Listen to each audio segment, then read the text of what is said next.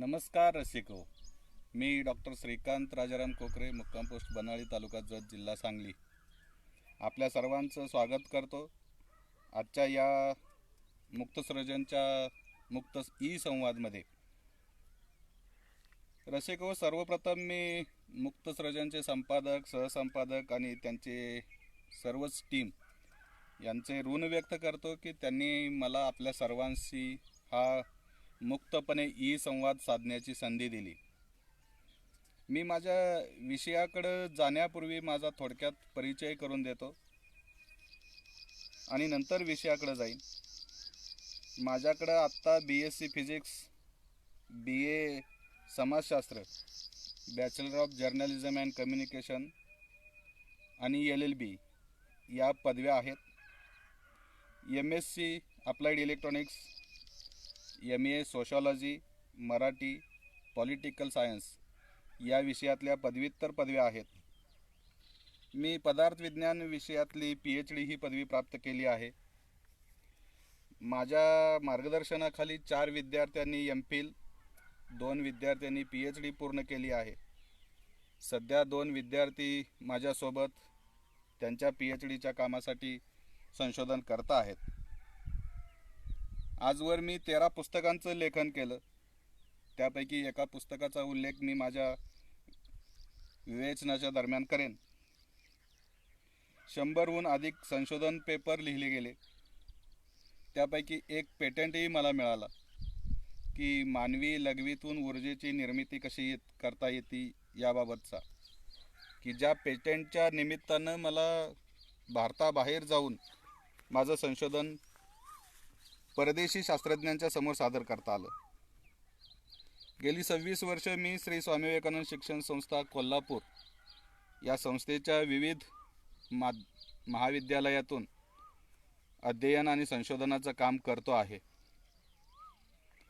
खरं तर नमनाला घडाभर तेल घेणं मला स्वतःला आवडत नाही. एक सभाशिष्टाचार म्हणून मी माझा थोडक्यात परिचय करून दिला. परिचयाला अधिक वेळ न घेता आपण मुख्य विषयाकडे जाऊ. संयोजकांनी मला जो आजचा विषय दिला आहे तो अखिल भारतीय मराठी साहित्य संमेलनाचा धांडोळा. खरं तर 1 तासाच्या व्याख्यानातून मला खात्री नाही की मी एकूणच आजवर झालेल्या जवळपास शतकी साहित्य संमेलनांचा आढावा किंवा धांडोळा घेऊ शकेल का नाही, पण आपण प्रयत्न करू. खरं तर या साहित्य संमेलनाची सुरुवात होण्यापूर्वी महाराष्ट्र काय होता किंवा मराठी भाषा काय होती याबाबतही थोडं विवेचन करणं मला आवश्यक वाटतं. आणि म्हणूनच मी जेव्हा संमेलनापूर्वी महाराष्ट्र किंवा मराठी भाषा पाहिली तेव्हा महाराष्ट्र या शब्दावरच थोडं अभ्यास केल्यानंतर लक्षात आलं की डॉक्टर जॉन विल्सन असं म्हणतात, महारांचे राष्ट्र ते महाराष्ट्र. डॉक्टर केतकर हा संशोधक म्हणतो, महार हेच या भागाचे किंवा या भूप्रदेशाचे मूळ रहिवासी आहेत. तर महाराष्ट्राचा शब्द कसा तयार झाला तर महार अधिक रठ्ठ बरोबर महाराष्ट्र, आणि मग त्याचा पुन्हा सांस्कृतिकीकरण किंवा अपभ्रंश कसं म्हणाल तसं, त्यानंतर महाराष्ट्रच महाराष्ट्र असा शब्द झाला. खरं तर भाषाशास्त्रज्ञ पावा काने या महाराष्ट्र शब्दाला महान असे राष्ट्र ते महाराष्ट्र या अर्थानं पाहतात. पुढे चक्रधर स्वामींनी महंत राष्ट्र बनवून महाराष्ट्र याही पद्धतीनं महाराष्ट्राचा उल्लेख केला. संमेलन सुरू होण्यापूर्वीच एकच किस्सा आत्ताच्या प्रसंगा उदाहरण म्हणून सांगतो. 1857 साली स्वातंत्र्यपूर्व काळात 3 विद्यापीठं स्थापन झाली होती, की मुंबई, कलकत्ता आणि मद्रास. आणि या विद्यापीठाच्या कार्यक्षेत्रात केवळ 27 महाविद्यालय होती. खरं तर गेले काही दिवस विद्यापीठ परीक्षा त्यांचे निकाल हा विषय चर्चेला आला, म्हणून हा संदर्भ आपल्याशी शेअर करू वाटतोय. तर 1859 साली पहिली मॅट्रिकची परीक्षा झाली होती.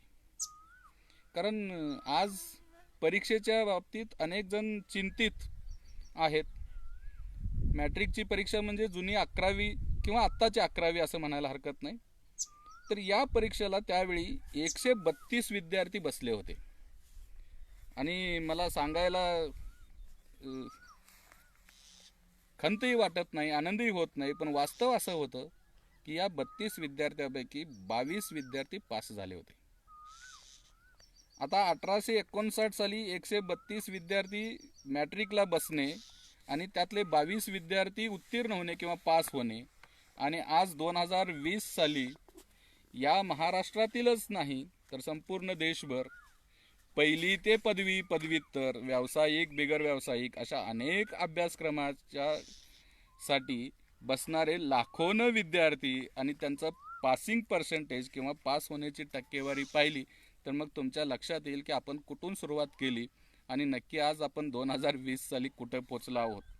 खरं तर माझा तो परीक्षेचा विषय नसल्यामुळे मी फार गांभीर्यानं आणि फार अतिसखोल त्यात जाणार नाही. मी माझ्या मूळ विषयाकडे येतो. अखिल भारतीय साहित्य संमेलनाच्या इतिहासाची जर पानं चाळली तर मुळात हा संमेलनाचा घाट सुरुवातीला ज्यावेळी घातला त्यावेळी अखिल भारतीय साहित्य संमेलन अशा पद्धतीचं नामकरण नव्हतं. हे सर्वप्रथम आपण लक्षात ठेवायला पाहिजे. ते जे होतं पहिलं नामकरण होतं ते ग्रंथकार संमेलन या नावानं होतं. आणि मग हे ग्रंथकार संमेलन जे होतं ते ग्रंथकार संमेलन कधी भरलं, कसं भरलं याचा जर धांडोळा पाहिला तर तुम्हाला सांगायला आवडेल 1878 सालचं ते साल होतं. विद्येचं माहेरघर म्हणजे पुणे शहर. महाराष्ट्राचे प्रबोधन युगाचे अग्रणी आणि मराठी वाङ्मयाचे समाजसुधारक महादेव गोविंद रानडे पुण्यातल्या स्मॉल जज कोर्टाचे ते 4थे जज आणि त्यांचं वय वर्ष त्यावेळचं 38. ही एक व्यक्ती आणि वयाच्या 55व्या वर्षी सेवानिवृत्ती घेऊन मुंबई विद्यापीठाकडे फेलो म्हणून काम करत असणारे, अव्वल कारकून पदापासून ते कोर्टाच्या जजपर्यंत शासकीय नोकऱ्या केलेले, 40 वर्षात 45हून अधिक ग्रंथ लिहिणारे गोपाळ हरी देशमुख तथा लोकहितवादी ही दुसरी व्यक्ती. या दोघांच्या सह्या असणारं एक निवेदन दिनांक 7 फेब्रुवारी 1878च्या ज्ञानप्रकाश या वृत्तपत्रात प्रकाशित झालं. आणि या निवेदनात काय लिहिलं होतं? या निवेदनात ते म्हणतात की पडणारे ग्रंथ फार थोडे आहेत, त्याचे वाचकही फार थोडे आहेत, त्यामुळे विद्येचा फार लाभ थोड्या मनुष्यास होतो आहे. या निवेदनात ते पुढे म्हणतात की ग्रंथाच्या प्रकाशनाला आणि प्रचाराला चालना मिळावी म्हणून दरवर्षी 5 रुपये भरून ग्रंथ खरेदी करण्याची योजना आहे. 1000 इच्छुकांनी लेखी संमती मिळाल्यास मराठी उत्तेजक मंडळी नावाची संस्था तयार करून तिचे कार्यालय, ग्रंथकार, परीक्षक कमिट्या करण्याचा मनोदय व्यक्त केला आहे. खरं तर मराठी उत्तेजक मंडळी, आता उत्तेजक हा शब्द त्यावेळी त्यांनी वापरला होता. हल्लीच्या काळात उत्तेजक हा शब्द किती मराठी साहित्य रसिकांना आणि मराठी प्रेमींना पचतो याबद्दल शंका आहे. आणि याच एका ज्ञानप्रकाशाची दखल घेऊन 11 मे 1978 रोजी पुण्यात सर्वसाधारणपणे 50 ग्रंथकार जमा झाले होते. आणि या 50 ग्रंथकारांच्या समोर त्यावेळी न्यायमूर्ती रानडे यांनी संमेलन घेण्याचा प्रस्ताव मांडला. खरं तर त्या पहिल्या संमेलनातच अनेकांनी उपस्थितांच्यापैकी प्रश्न उत्तराच्या दरम्यान अशी प्रश्न केली की कशाला हवीत ही संमेलनं, त्याचा कुणाला फायदा होणार आहे. खरं तर हे आडवाटेचे प्रश्न पहिल्याच ग्रंथकार संमेलनात निर्माण व्हावेत आणि ते शतकी पूर्ण करण्याइतपत प्रवास करणाऱ्या या साहित्य संमेलनाच्या टोकापर्यंत यावेत आणि त्या प्रश्नांची उत्तरं आजही सापडू नयेत, हे खरंच दुर्दैव वाटतं. आज 125 वर्षानंतर सुद्धा आपण तेच प्रश्न विचारतोय. खरं तर न्यायमूर्ती रानडेंच्या बाबतीत बोलायचं झालं तर त्यांना फार त्यावेळी पहिल्या ग्रंथकारांचे ते संमेलनाचे ते अध्यक्ष म्हणूनही होते, ते संयोजक म्हणूनही होते. त्यांच्याच कल्पनेतून हे संमेलन आलं होतं, पण त्यांच्यावर टीकाही काही थोड्या झाल्या नाहीत. खरं तर बीजवर असणाऱ्या रानडे आणि वयाच्या 25व्या वर्षी विधवेशी लग्न न करता वयाने लहान असणाऱ्या म्हणजे केवळ 11 वर्ष वय असणाऱ्या रमाबाई यांच्याशी म्हणजे ते लग्नापूर्वीच्या कुर्लेकर यांच्याशी विवाह केला. समाजसुधारक म्हणवणाऱ्या रानडे यांच्या या कृतीचा त्यावेळी प्रचंड टीकेचं झोड उठवली गेली. पण याच रमाबाई पुढे खरं लग्नापूर्वी अक्षरही ज्ञात नसणाऱ्या रमाबाईनं स्वतंत्र शिक्षण घेतलं आणि त्यांचं कार्य आपल्या सगळ्यांना माहीत आहे. त्या खोलात न जाताना मी पुढे जाईन की पहिल्या संमेलनानंतर दुसरं संमेलन कसं झालं त्याकडे. खरं तर हे संमेलन 1878 साली झालं होतं. आजच्या परिस्थितीचा विचार करता 1879 साली दुसरं संमेलन होणं हे गृहीत आहे. पण तब्बल 7 वर्ष गेली त्यानंतर काही संमेलन होऊ शकलं नाही. आणि मग 7 वर्षांनी म्हणजे 1885 साली पुण्यात 24 मेला संमेलन झालं. आणि हे संमेलन ही त्यावेळी ग्रंथकाराचं संमेलन याच नावानं झालं. खरं तर हे संमेलन कुठल्या हॉलमध्ये किंवा ह्याच्यामध्ये नाही, तर जोशी हॉल नावाचं एक प्रेक्षक स्थळ होतं, त्या ठिकाणी झालं. आणि त्यावेळी या संमेलनाच्या आयोजकाकडून 43 निमंत्रणं दिली गेली होती. आणि या संमेलनात असा उल्लेख येतो की सर्वसाधारणपणे 300 प्रतिनिधी आणि तेवढीच पुस्तके, 300 ग्रंथ आले होते. या दुसऱ्या संमेलनाचं वैशिष्ट्य सांगताना मला आनंद होतो आहे की या संमेलनाचं निमंत्रण त्यावेळचे समाजसुधारक महात्मा ज्योतिबा फुले यांनाही पाठवण्यात आलं होतं. पण या संमेलनाच्या निमंत्रणाचा फुले यांनी स्पष्ट नकार केला आणि तसं लेखी पत्र त्या निमंत्रकाला किंवा संयोजकालाही फुलेंनी पाठवलं. फुल्यांचे हे पत्र संमेलनात वाचूनही दाखवण्यात आलं होतं.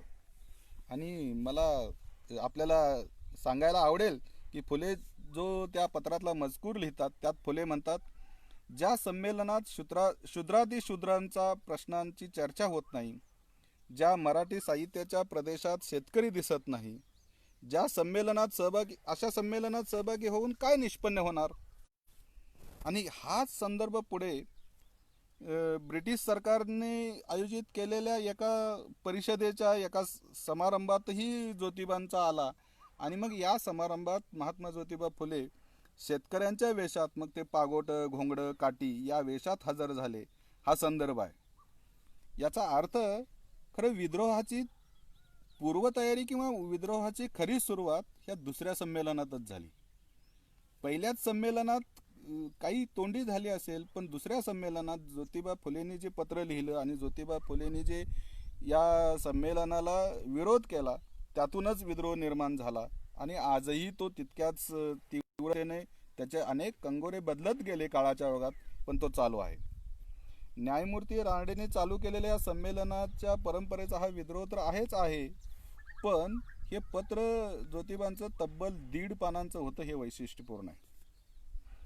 खरं तर वर्तमानपत्र किंवा माध्यम आणि साहित्य संमेलन हाही विषय काही फार अलीकडच्या काळातला नाही, तो दुसऱ्या साहित्य संमेलनापासूनच आहे.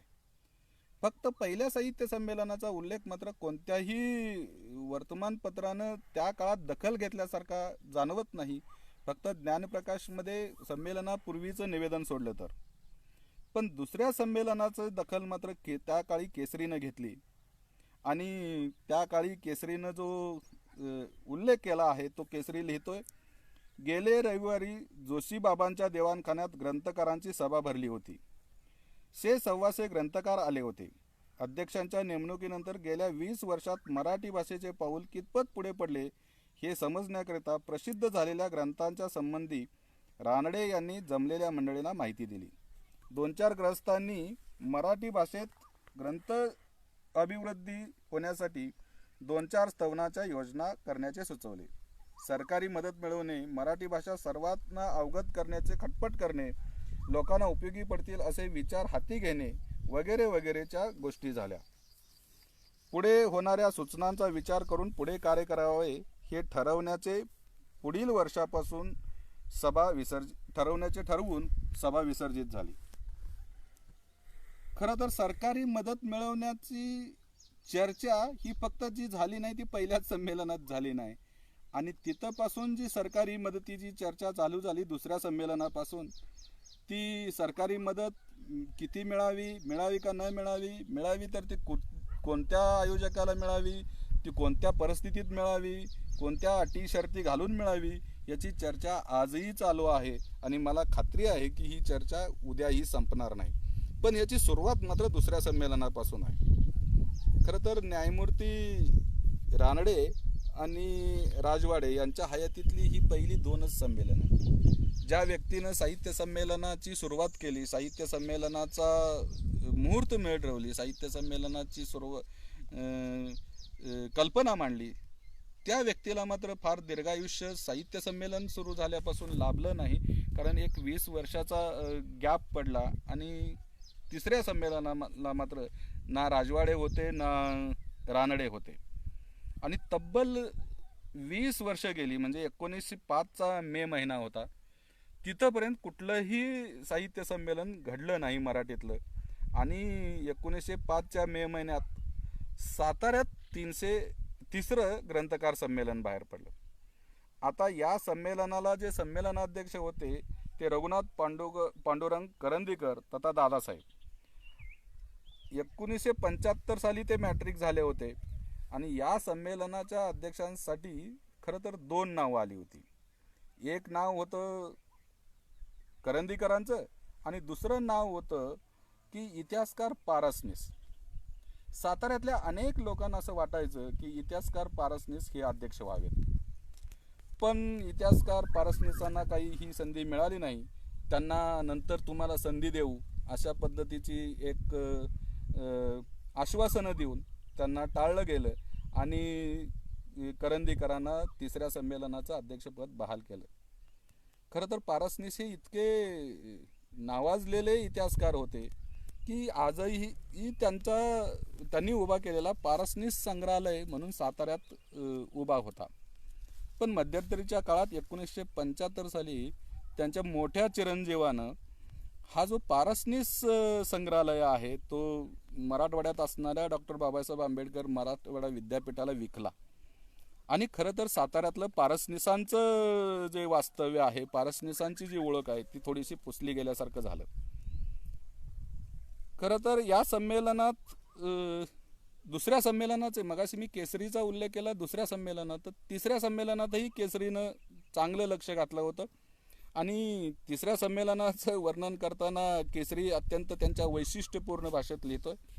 विद्वान एकत्र आले असता आपला काळ काव्यशास्त्र विनोदात घालवतात आणि जर मूर्ख एकत्र आले असता ते व्यसनात आणि कलहात घालवतात. साताऱ्याच्या सभेत आलेले लोक विद्वान असल्यामुळे त्यांनी पहिल्या मार्गाचा अवलंब केला. मराठी भाषेतील ग्रंथकार किंवा विद्वान मौजे करता का होईना पण एका ठिकाणी आले ही गोष्ट आनंदाची झाली. त्यांच्या करमणुकीची नीट व्यवस्था ठेवल्याबद्दल सातारकरांचे आम्ही अभिनंदन करतो. खरं तर ही शाब्दिक कोटी आजही अनेक वर्तमानपत्र, अनेक माध्यमं या संयोजकांच्या वतीनं मांडत असतात आणि ही जी शब्दकोटी आहे ही शब्दकोटी आजही लागू आहे. कारण जे काही प्रतिनिधी साताऱ्याला उपस्थित होते त्यांच्या करमणुकीची नीट व्यवस्था ठेवल्याबद्दल सातारकरांचे अभिनंदन करणारी जी कोपरखळी आहे ही केसरीनं त्या काळात मारली होती. खरं तर याच संमेलनात अध्यक्षीय भाषण, जेवणावळीचा खमंग चर्चा असणाऱ्या संमेलनावर कोटी केली ती दत्तो वामन पोद्दार यांनी सुद्धा. आणि दत्तो वामन पोद्दार यांच्याबद्दल मी पुढे बोलेनच, पण ते त्यावेळी काय म्हणाले, ग्रंथकाराच्या संमेलनाला 20 वर्ष एकसारखी झोप काढून कुंभकर्णावरही त्यांनी ताण केला. कारण दुसरं संमेलन ते 3रं संमेलन हा जो 20 वर्षाचा कालखंड लोटला गेला, या कालखंडावर दत्तोवामनांनी इतकी जहरी प्रतिक्रिया दिली की कदाचित त्याचाच एक भाग असेल. पण ह्यानंतर मात्र 4थं संमेलन 1906 साली लगेच झालं आणि हे जे 4थं संमेलन झालं ते पुण्यातल्या मळेकरी वाड्यात झालं. या 4थ्या संमेलनाला एक वेगळं रंग आला, वेगळं रूप आलं, ते म्हणजे लोकमान्य बाळ गंगाधर टिळक यांची उपस्थिती.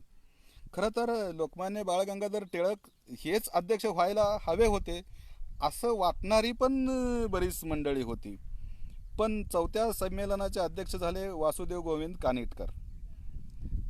पुण्यातच लहानचे मोठे झालेले कानिटकर खरं तर हायकोर्टात नोकरी करत होते. आणि एकूणच या संमेलनात साहित्य चळवळ ही मूळ नेमस्थांची चळवळ आहे असं टिळकांना वाटायचं.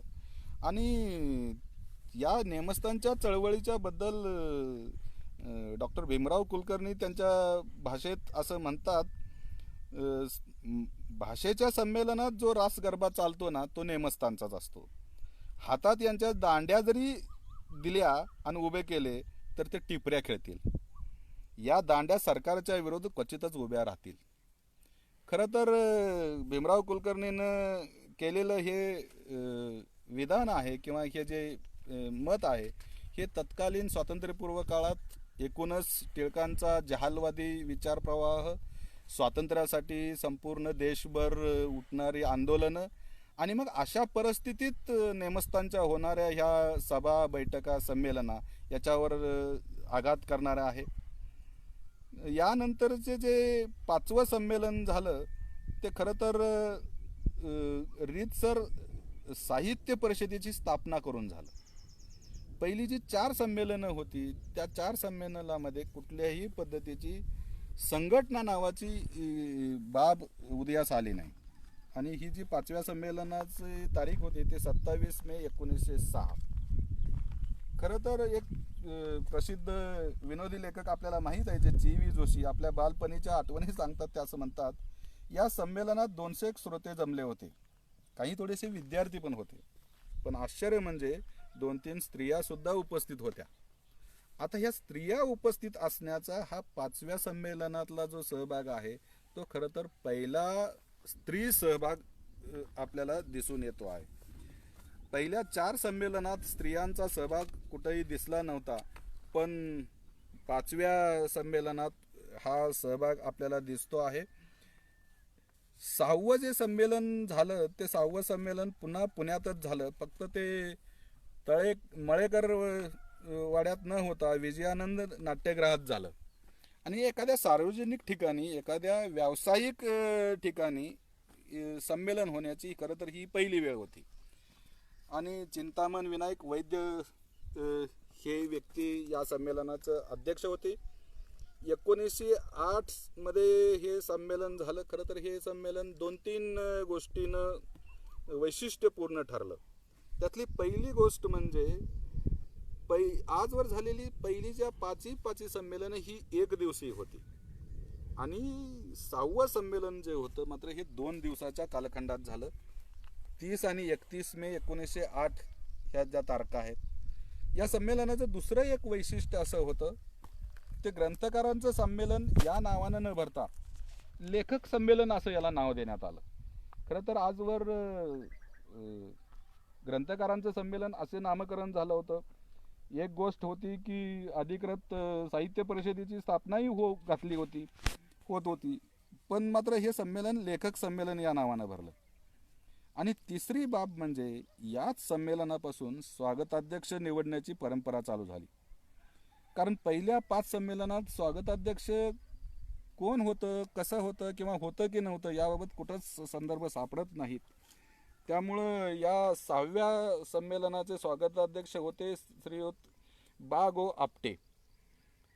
आणि या स्वागताध्यक्षांच्या परंपरेला जी सुरुवात झाली आहे ती 6व्या संमेलनापासून ती आजपर्यंत चालू आहे. मध्यंतरीच्या काही काळात काही मंडळी अगोदर संमेलनाध्यक्ष झाली आणि नंतर स्वागताध्यक्ष झाली. नंतरच्या काळात माणसं स्वागताध्यक्ष झाली आणि मग संमेलनाध्यक्ष झाली.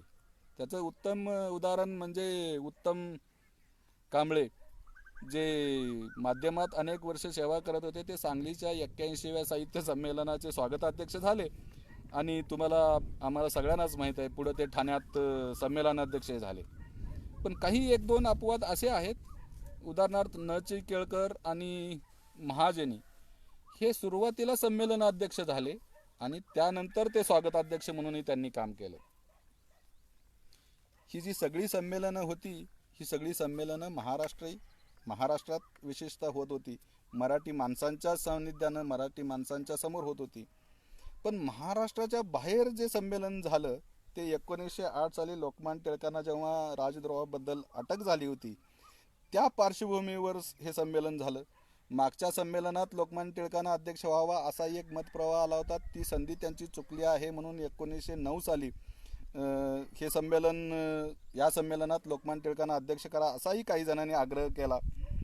पण यातही लोकमान्य टिळकांना अध्यक्ष होता आलं नाही, कारण एकूणच त्यांना राजद्रोहाबद्दल झालेली शिक्षा आणि त्यातून त्यांची त्या संमेलनाला असणारी असंभ्रमित किंवा संभ्रमित उपस्थिती या बाबतीत शंका असल्यामुळे त्यांना अध्यक्ष न करता कर्नल डॉक्टर कान्होबा रणछोडदास कीर्तिकर हे एक लेफ्टनंट म्हणून आयुर्वेदाचार्य होते, त्यांना संमेलनाध्यक्ष केलं.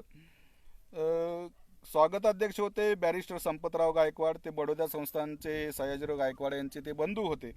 आणि खरं तर संस्थानांना संमेलनात ओढण्याचा हा खरं तर पहिला प्रयोग इथं दिसतो आपल्याला, की स्वागताध्यक्षपद सयाजीराव गायकवाडांच्या बंधूंना देऊन.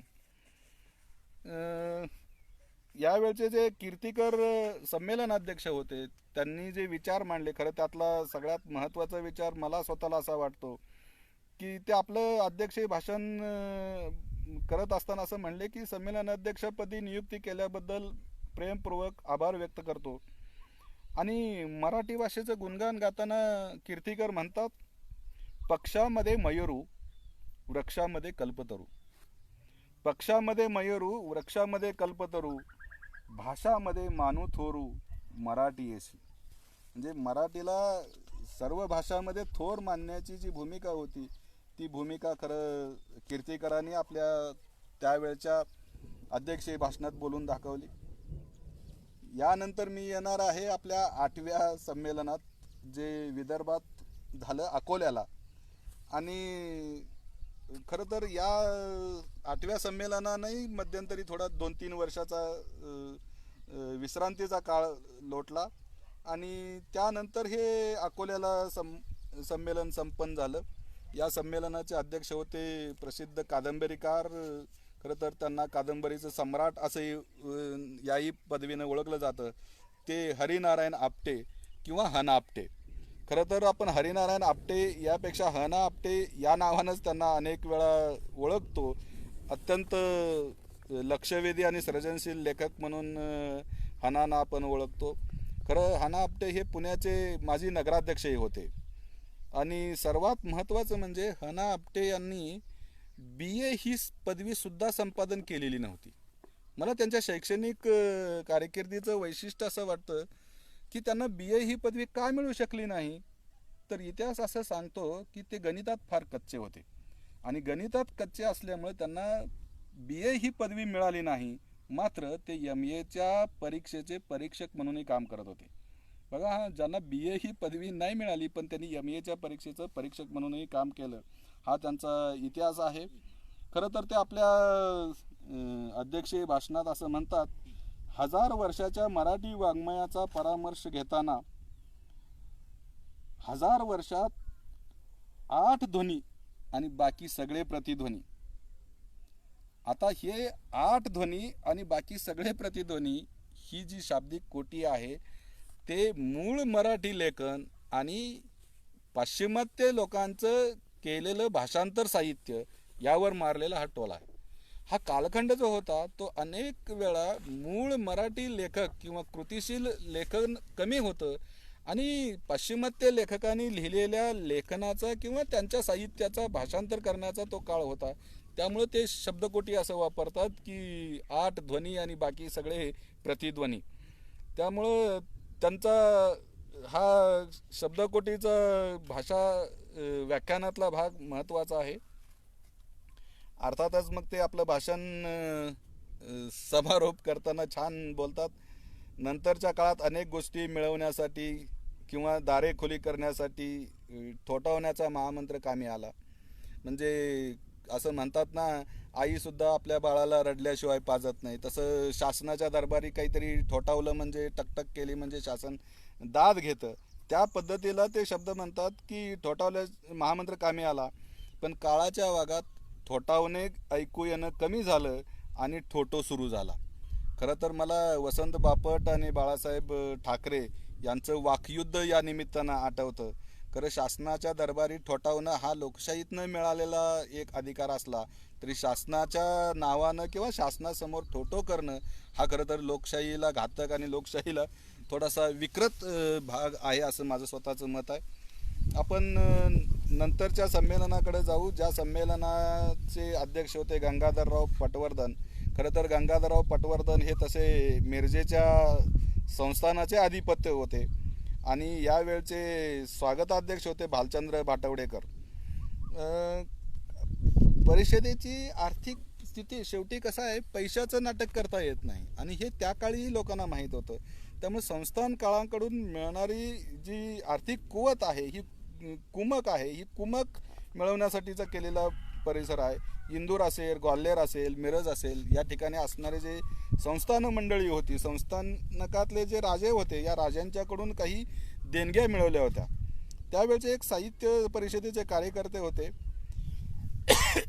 पाध्ये नावाचे. त्यांनी साधारण 25,000 रुपयाची पुंजी जमवली होती. पण संस्थानच्या अधिपतीला अध्यक्ष केल्याबद्दल मात्र गदारोळ माजला. अनेक वेळा शासनाचे किंवा संस्थानांचे पैसे घ्यायचे, पण संस्थानांना अध्यक्षपद देणं हे खरं तर काही नेमस्थांना पटत नव्हतं. त्यात पुणेकर मंडळी अग्रभागी असायचे आणि हाच पुण्याच्या साहित्यिकांनी विषय मांडला. अगदीच हे पटवर्धन कोणत्या गावचे साहित्यिक आहेत अशा पद्धतीचे प्रश्नही पुणेकरांनी विचारले. एका तर वर्तमानपत्रातून शारदेचे वस्त्रहरण नावाची एक बातमी प्रसिद्ध झाली की ज्याच्यावर पटवर्धनांच्या अध्यक्षपदावर टीका करण्यात आली. त्यामुळे एखाद्या अध्यक्षाची साहित्यिक उंची मोजण्याची प्रक्रिया इथून सुरू झाली. या संमेलनाचं वैशिष्ट्य मी तुम्हाला एक आवर्जून सांगेन की कदाचित पुढल्या कुठल्याही संमेलनाचं ते सांगण्याची इच्छा होणार नाही. या संमेलनाच्या खर्चाचे आकडे खरं तर भीमराव कुलकर्णीने अत्यंत स्पष्ट असं हे सगळे आकडे दिलेले आहेत. या संमेलनात जमा झालेली एकूण रक्कम जी आहे ती 1,918 रुपये 50 पैसे आहे आणि खर्चाची जी रक्कम आहे ती 1,434 रुपये 44 पैसे. आता यात जमा रक्कम जी झाली होती त्यात अधिक देणग्या होत्या हे वैशिष्ट्य आहेच आहे, पण खर्चाच्या आकडेवारीवरून किंवा खर्चाच्या तपशिलावरून तुमच्या हे लक्षात यायला पाहिजे की जो खर्च झाला आहे त्यात भोजनास 271 रुपये 50 पैसे इतका खर्च झाला आहे आणि ग्रँड गार्डन पार्टीवर 205 रुपये 50 पैसे इतका खर्च आहे. म्हणजे एकूण प्रतिनिधींच्या खर्चावर किंवा प्रतिनिधींच्या भोजनावर 271 रुपये आणि ग्रँड गार्डन पार्टी या पार्टीवर 205 रुपये खर्च होणं हा खरं तर आजच्या काळातही चिंता आणि चिंतनाचा विषय आहे. ही ग्रँड गार्डन पार्टी कुणासाठी होती, कशासाठी होती, हा सार्वजनिक पैसा का खर्च केला, हे सगळं बुद्धिजीवींना समजावून सांगणं आजही तितकंच गरजेचं आहे. पण समजावून सांगणार तरी कोण आणि समजून घेणार तरी कोण हा मात्र प्रश्न आजही आपल्यासमोर आहेच आहे. यानंतर मी जातोय नंतरच्या संमेलनाकडं. नंतरचे जे संमेलन आहे त्या संमेलनाचं वैशिष्ट्य आहे, मी कालखंड सांगतो तुम्हाला. 16 मार्च 1693 मध्ये जन्मलेले मल्हार खंडोजी होळकर. खरं तर हे इंदूर घराण्याचे राजे, त्यांचा मुलगा खंडेराव आणि सून अहिल्याबाई.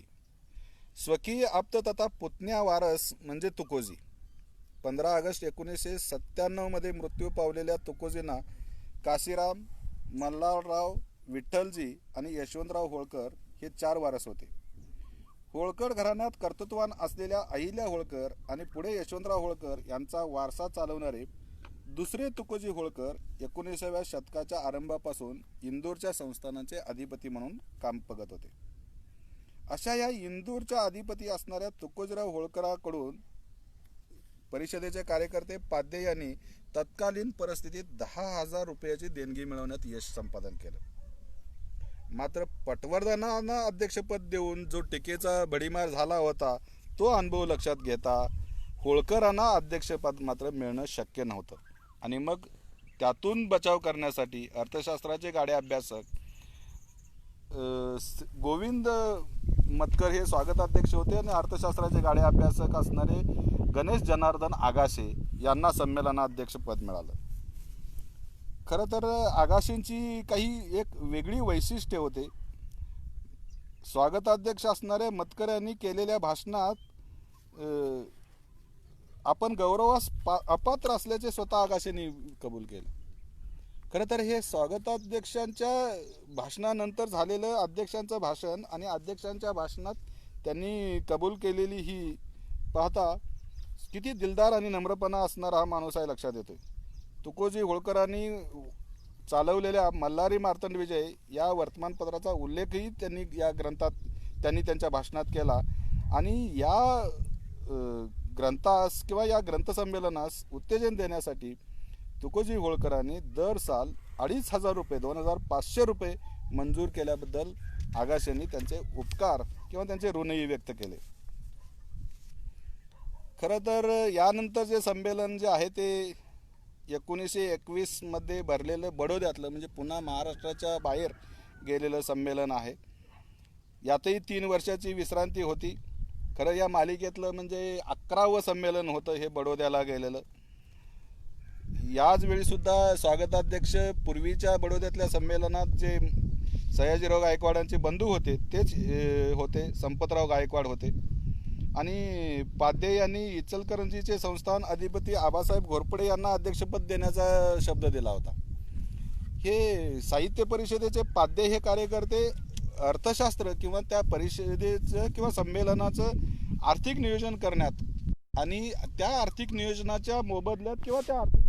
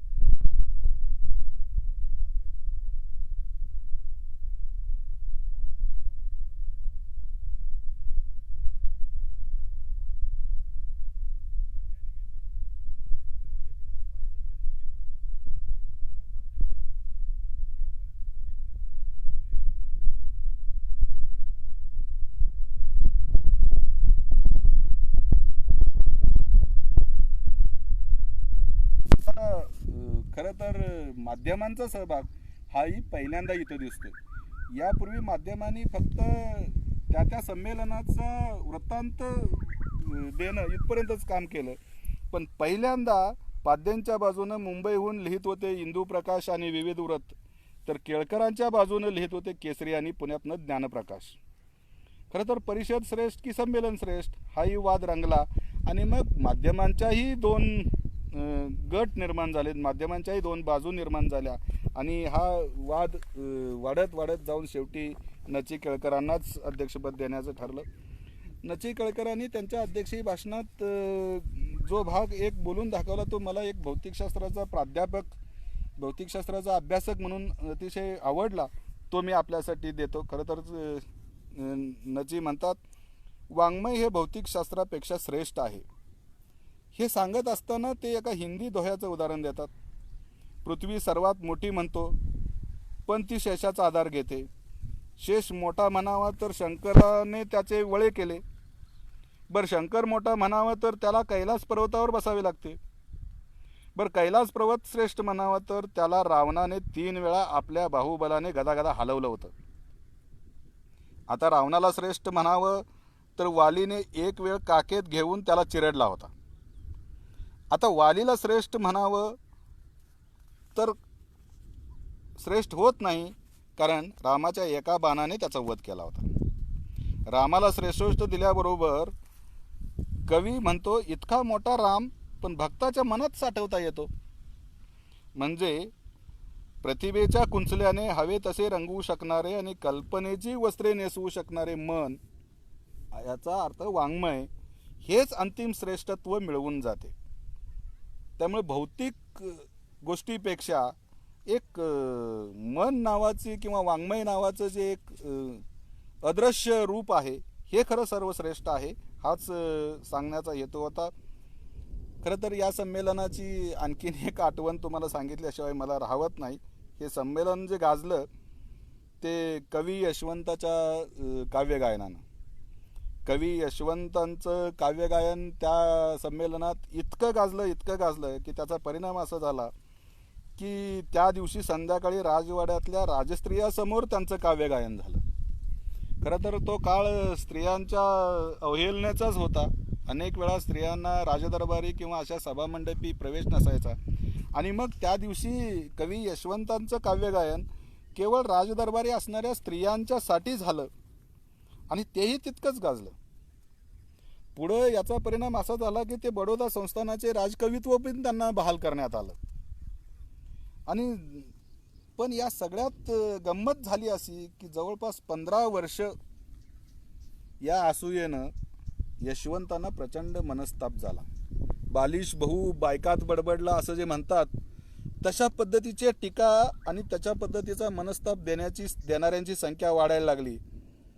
आणि या मनस्तापात किंवा हा मनस्ताप देण्यात किती दिग्गज मंडळी होती हे जर ऐकलं तर तुम्हाला आश्चर्य वाटेल की त्या मनस्ताप देण्यात प्रख्यात्रे, श्रीम माटे, गणत्रे माडकोळकर ही मंडळी आघाडीवर असावीत हे खरं वैशिष्ट्यपूर्ण. आणि याला काय म्हणायचं नक्की. यानंतर मी जाणार आहे की नंतरच्या संमेलना खरं खरं मुंबईत झालेलं साधारण 5 वर्षाचा एक खंड पडला होता. आणि मग पुन्हा जे मुंबईत संमेलन झालं त्या संमेलनाचे अध्यक्ष होते माधवराव विनायक किबे. खरं तर इंदोरच्या घराण्याचे अधिपती होळकरांचे ते सरदार, म्हणजे होळकरांनी सरदार ही पदवी बहाल केली होती. आणि यापूर्वीच मी तुम्हाला सांगितलं की इंदोरच्या होळकर घराण्याने साहित्य परिषदेला किंवा संमेलनाला केलेला जो अर्थसहाय्य होता यातून उतराई होण्याची एक संधी पाद्यांना मिळाली. आणि त्यांनी मात्र मग हे माधवराव विनायक किबे यांना संमेलनाध्यक्ष केलं. आणि या माधवराव विनायक किबे यांच्या उपस्थितीत मुंबईत हे संमेलन झालं. या संमेलनानंतर जे महत्त्वपूर्ण संमेलन झालं ते श्रीपाद कृष्ण कोल्हटकरांच्या अध्यक्षतेखाली झालं 1926ला. आणि ते भरलं होतं पुण्यातलं. हे खरं तर 13वं संमेलनाकडे आपण येतोय. महाराष्ट्र शारदा मंदिर ही संस्था या संमेलनाचा आयोजक म्हणून काम करत होती. पुण्यातलं हे 6वं संमेलन होतं आणि मालिकेतलं हे 13वं संमेलन पाहतोय. खरं तर या संमेलनाचे अध्यक्ष होते श्रीपाद कृष्ण कोल्हटकर. आणि श्रीपाद कृष्ण कोल्हटकर, श्री कृ कोल्हटकर यांचं साहित्य आणि त्यांची संपदा या सगळ्या गोष्टीपेक्षाही ते एक विनोदी लेखक म्हणून आपल्याला माहीत आहे. मला जो आठवतो त्याचा सुदाम्याच्या पोहेमधले सुदामा काय किंवा बंडू नाना काय, पांडुतात्या काय, ही जी पात्रं आहेत सुदाम्याच्या पोहेतली, ही पात्रं मला कोल्हटकरांच्या बद्दलची सहज आठवतात. त्यांचं आणखीन एक वैशिष्ट्य आहे, सांगलीत एक 1920 साली ज्योतिष संमेलन भरलं होतं आणि या ज्योतिष संमेलनाचेही त्यांना अध्यक्षपदाचा मान मिळाला होता. खरं तर या संमेलनात एक कवी संमेलन झालं आणि या कवी संमेलनात कवी यशवंत स्वतःला दऱ्याखोऱ्यातला शाहीर म्हणतात. यावेळी भरलेल्या कवी संमेलनात नागपूरहून एक विडंबकार आले होते ज्यांचं नाव आहे जयकृष्ण केशव उपाध्ये. आणि त्यांची शाहिरी ही कविता म्हणली, म्हणजे कवी यशवंतांनी लिहिलेली शाहिरी कविता म्हणली. या कवितेची सुरुवातच अशी आहे, या महाराष्ट्र देशात उपजलो मीच शाहीर. म्हणजे आत्मप्रौढी मांडणारी ही ओळ वाचल्यानंतर उपाध्ये सगळ्यात शेवटी काय म्हणाले हे सगळ्यात महत्त्वाचं आहे. उपाध्ये शेवटी या कवितेत म्हणतात, कोणतेही मासिक उघडा मज दिसे त्यात कवी कर्म. कोणतेही मासिक उघडा मज दिसे त्यात कवी कर्म, मज अखंड काव्यस्राव नची केवळ मासिक धर्म. म्हणजे एखाद्या महिलेला मासिक पाळीच्या ऐवजी अखंड काव्याचा स्राव व्हावा अशा पद्धतीची टीका केली आणि अशा टीकेच्या काव्य रचना त्यांनी सादर केल्या. खरं तर या ओळींनी त्या क्षणाला टाळ्या घेतल्या, पण पुढे व्हायचं तेच झालं.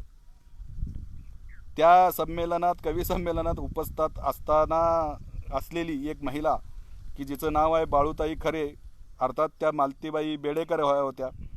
आणि मग आलाच तो साहजिकच विषय आला की मालतीबाई बेडेकरांनी नची केळकरांना भेटल्या. नची केळकर हे कोल्हटकरांचे अत्यंत जवळ. आणि मग एकूणच आयोजक यांच्यात जो दंगा सुरू झाला तो दंगा विकोपाला गेला, एका महिलेचा अपमान केला अशा पद्धतीचा विचार सुरू झाला आणि ही टीका त्यावर जोरात रंगली गेली आणि मग त्यावर मोरमकरांनी यात आत्र्यांनी उडी घेतली आणि मग मोरमकरांनी आत्र्यांनी जी टीका केली त्याच्यावर एक मुंगी आणि मुंगळा नावाची कविता लिहिली. खरं तर ही सांगण्याची वेळ नाही, पण मी प्रेक्षकांना रसिकांना विनंती करेन की तुम्ही ही मोरमकरांची मुंगी आणि मुंगळा ही कविता कधीतरी वेळ काढून वाचा. ही कविता वाचून आत्रे इतके खवळले, इतके चिडले की हे प्रकरण त्यांनी कोर्टातच नेलं आणि त्यामुळे ह्या कोर्ट कचेऱ्या कराव्या लागणाऱ्या कविता म्हणजे कवितेंना धार कितपत असू शकते याचं एक उत्तम उदाहरण आहे. 14वं जे संमेलन झालं ते तत्कालीन काँग्रेस नेते माधव आणे यांच्या अध्यक्षतेखाली झालं. खरं तर आत्ता विदर्भात श्रीहरी आणे नावाचे एक कार्यकर्ते काम करत आहेत. त्यांचं आणि माधव आण्यांचं काय नातेसंबंध आहात का याच्याबद्दल मी थोडासा आशंका आहे, पण हे काँग्रेसचे अत्यंत निष्ठावंत कार्यकर्ते होते. त्यांना लोकनायक, पद्मविभूषण अशा पद्धतीच्या पदव्या झाल्या होत्या. खरं तर मुक्त संवाद चालू आहे आणि या मुक्त संवादाला मुक्तपणे ठिकाणी बसलेलो मी आहे. वरुण राजाचीही हळूहळू उपस्थिती लाभेल असं वाटतं आहे आणि त्याच गप्पा पूर्ण करत आपण थोडा पुढं जाणार आहोत. यावेळी जे माधव आणेनं 14वं संमेलन केलं त्या 14व्या संमेलनमध्ये जे जेवणावळी झाल्या त्याबद्दलही बऱ्याच गप्पा झाल्या. 16व्या संमेलनात शिवराम महादेव परांजपे होते संमेलनाचे अध्यक्ष. ते खरं तर बेळगावला झालेलं संमेलन होतं. महाराष्ट्र कर्नाटक सीमा प्रश्न आजही गाजतोय. आजही बेळगावात संमेलन व्हावं की न व्हावं याची चर्चा आहे, पण त्यावेळी बेळगावला झालेलं ते संमेलन. नंतरचं संमेलन झालं होतं ते गोव्याला मडगाव या ठिकाणी. वाम जोशी या संमेलनाचे अध्यक्ष होते आणि वाम जोशींनी 2+2 = 4 हे कुणाच्याही मालकीचं नाही असं विधान केलं होतं.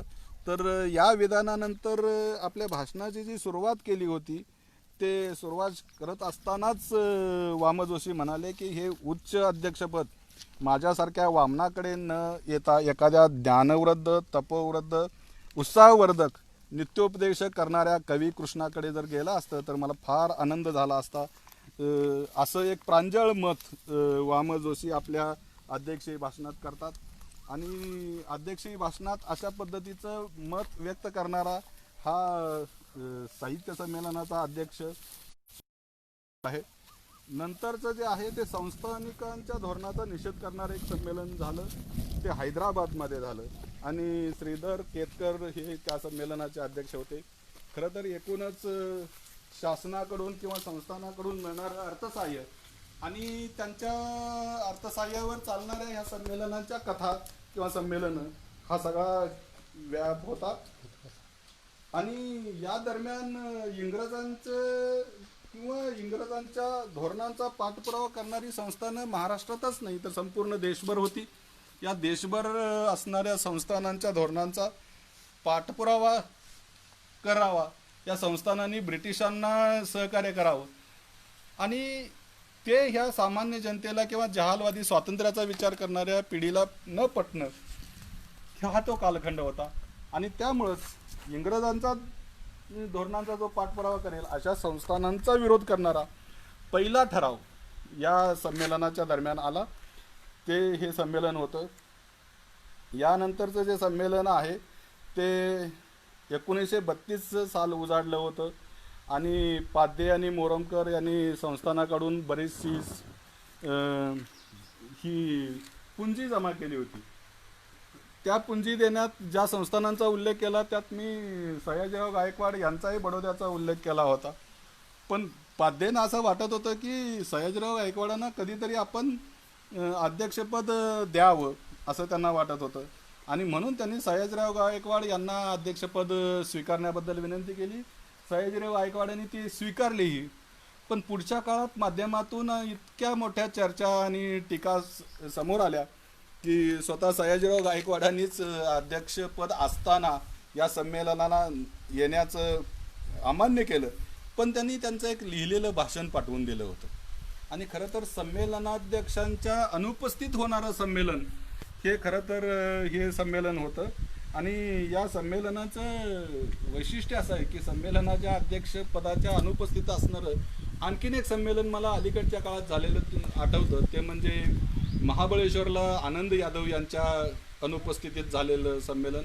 खरं तर आनंद यादव हयात असताना, आनंद यादवांची निवड झालेली असताना, आनंद यादवांनी रीतसर भाषण छापलेलं असताना सुद्धा आनंद यादवांना संमेलनस्थळी येऊ दिलं गेलं नाही.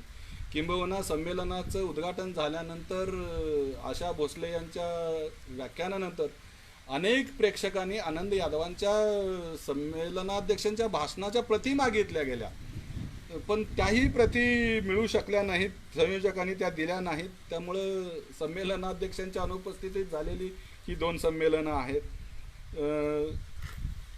त्यांचे जे खाजगी सहाय्यक होते माने नावाचे, त्यांनी त्यांचं भाषण वाचून दाखवलं.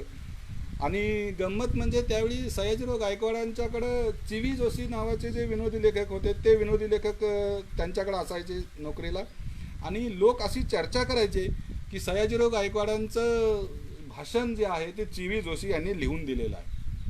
पण एकूणच सयाजीराव गायकवाडांचं साहित्यावरचा अभ्यास, साहित्यावरचं त्यांचं प्रेम, त्यांचं त्या काळातला सगळा इतिहास पाहता मला तरी असं वाटत नाही की ते चिवी जोशींच्याकडून लिहिलं गेलं असावं. मात्र त्यातल्या काही साहित्य संस्कार हे चिवी जोशींच्या मार्फत झाले असतील.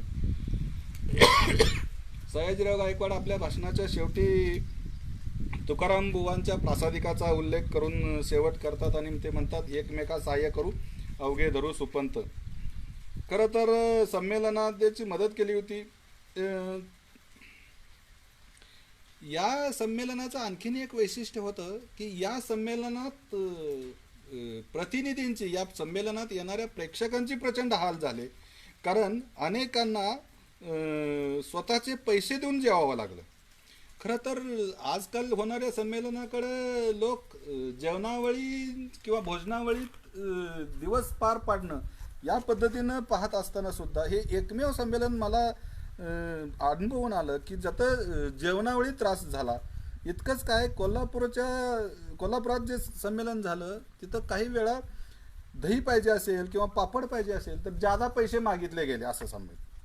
आता कोल्हापूरचं जेवण म्हणल्यानंतर तुमच्या सगळ्यांच्या लक्षात आलं असेल की तांबडा पांढरा रस्सा हे कोल्हापूरचं वैशिष्ट्य आहे. त्यामुळे दोन्ही प्रकारची जेवणं यात होती बरं का. आणि या संमेलनात एक वैशिष्ट्यपूर्ण व्यक्ती होती, ती म्हणजे केसरीचे त्यावेळी संपादन करणारे वा.कृ. भावे. आणि हे वा.कृ. भावे जेवायला बसले. अर्थात दोन्ही शाकाहारी आणि मांसाहारी पंक्ती असण्याची शक्यता आहे. आणि हे चुकून वेगळ्या पंक्तीला बसले आणि बऱ्याच थोड्या वेळाने त्यांना कोणीतरी सांगितलं ही अशी पंगत आहे, त्या पंक्तीतच ते उठले आणि म्हणले मी बाटलोय आता. अशा ठिकाणी मी जेवायला बसलोय की मी बाटलोय. आणि हा तो प्रकार त्यांनी उठून सगळा स्वतःला अपमानित झाल्यासारखं वाटल्याबरोबर त्या अर्ध्या जेवणावरनं उठले, ते तडक सरळ पुण्याला निघून गेले आणि सक्षोर प्रायश्चित्तही घेतलं त्यांनी.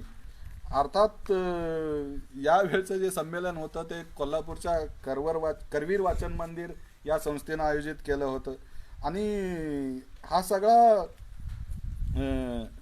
विषय करवीर वाचन मंदिराच्या आयोजित चर्चेनं पुढं गेला.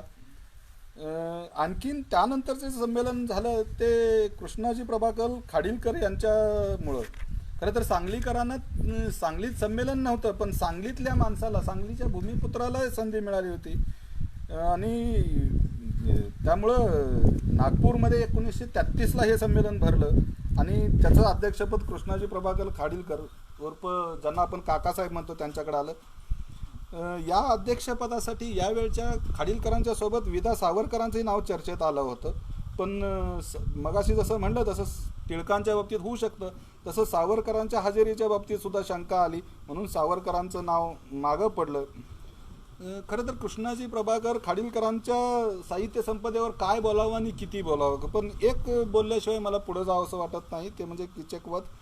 कीचकवधमध्ये इतका रूपकांचा वापर केला की 18 जानेवारी 1910 रोजी लंडन टाईमनं कीचकवधवर एक लेख लिहिला आणि त्यात त्यांनी असं म्हणलं की कीचक म्हणजे लॉर्ड कर्झन आहे, द्रौपदी म्हणजे भारत माता आहे, युधिष्ठिर व भीम म्हणजे मवाळ आणि जहाल पक्ष आहेत.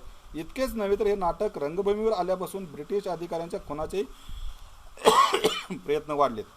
लंडन टाइमच्या या लेखाची दखल घेतली आणि 28 जानेवारीला किचनवर नाटकावर जप्ती आली, त्याची पुस्तकं जप्त केली, प्रयोगावर बंदी आली. म्हणजे स्वातंत्र्यपूर्व काळात साहित्यानं स्वातंत्र्यासाठी काय केलं असा जो प्रश्न विचारतात त्यांच्यासाठी हे खरं तर कीचकवध नाटक महत्त्वाचं आहे.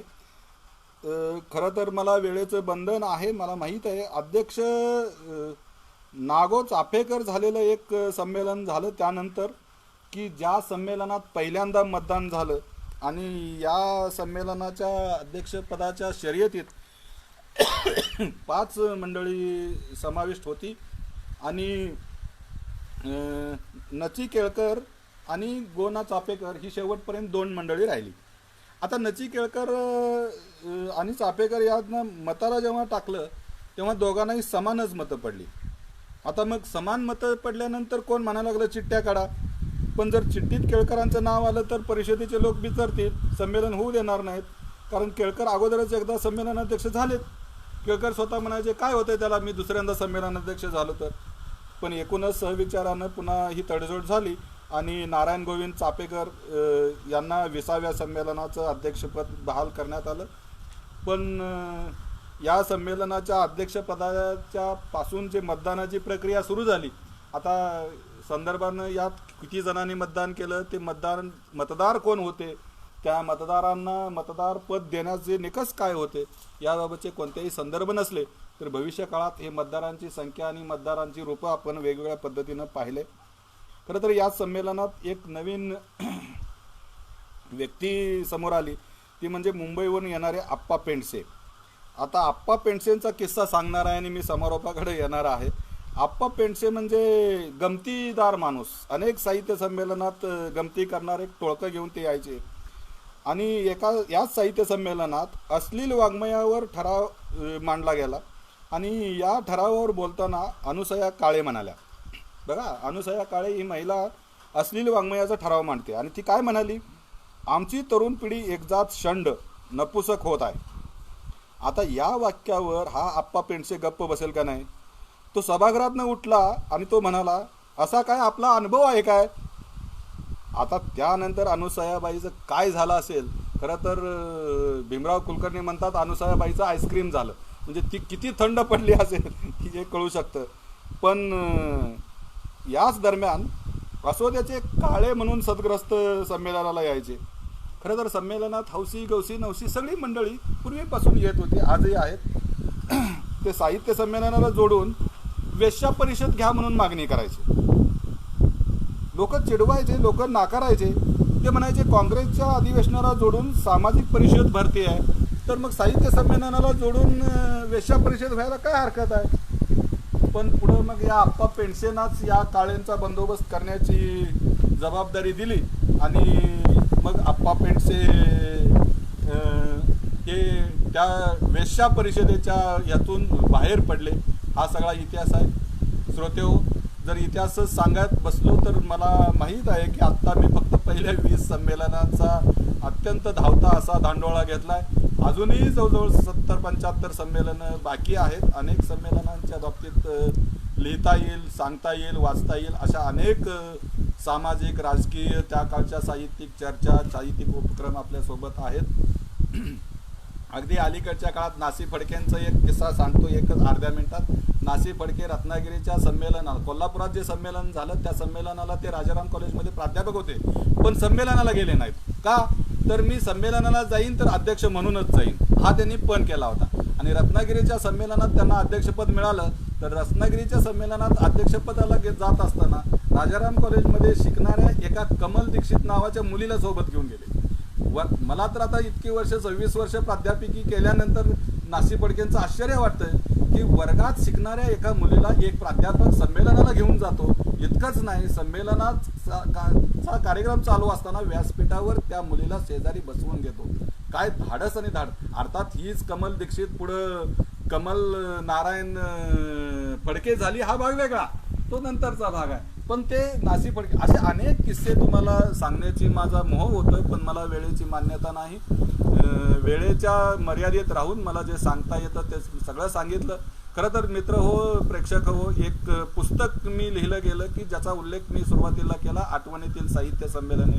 पुण्याच्या संस्कृती प्रकाशननं प्रकाशित केलेलं हे आठवणीतील साहित्य संमेलने पुस्तक प्रकाशन करण्याचा जो योग होता तो भारताच्या तत्कालीन राष्ट्रपती प्रतिभाताई पाटील यांच्या हस्ते होता आणि ते सांगलीत झालं. ते पुस्तक मी आपल्यासाठी दाखवतोय. हे पुस्तक संस्कृती प्रकाशनकडे उपलब्ध आहे. आपण या पुस्तकातूनही अधिक आनंद मिळवू शकाल आणि जर संयोजकांनी आपल्याला संधी दिलीच तर उरलेल्या साहित्य संमेलनाचा यथावकाश आपल्याशी चर्चा, संवाद, गप्पा मारू. तत्पूर्वी खरं तर मी समारोप करताना तुकोबाच्या शब्दात करेन, फोडिले भांडार धन्याचा हमाल, मी तो हमाल भारवाई.